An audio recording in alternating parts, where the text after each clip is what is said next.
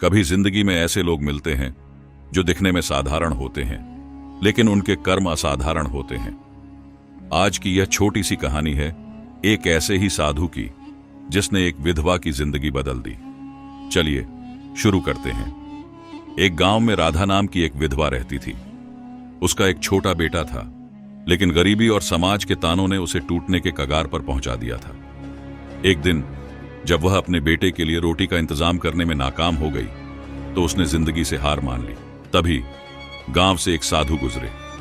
उन्होंने राधा की आंखों में छुपा दर्द पढ़ लिया। साधु ने पूछा, बेटी क्या दुख है?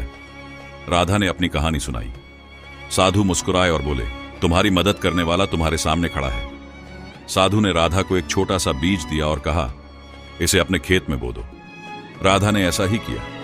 कुछ ही दिनों में वह बीज एक विशाल वृक्ष बन गया, जिस पर सोने के फल लगे थे। राधा की गरीबी दूर हो गई, लेकिन असली मोड़ तब आया जब गांव के लालची जमींदार ने वह वृक्ष हड़पने की कोशिश की। साधु फिर प्रकट हुए और बोले, लालच का फल कभी मीठा नहीं होता। जमींदार को अपनी गलती का एहसास हुआ और उसने राधा से माफी मांगी। साधु ने राधा से कहा, तुम्हारी मदद करने वाला कोई और नहीं, तुम्हारा विश्वास और साहस था, मैं तो बस एक माध्यम था। यह कहानी हमें सिखाती है कि मुश्किल वक्त में भी हार नहीं माननी चाहिए। कभी कभी मदद करने वाला हमारे सामने ही होता है, बस हमें उसे पहचानने की जरूरत होती है।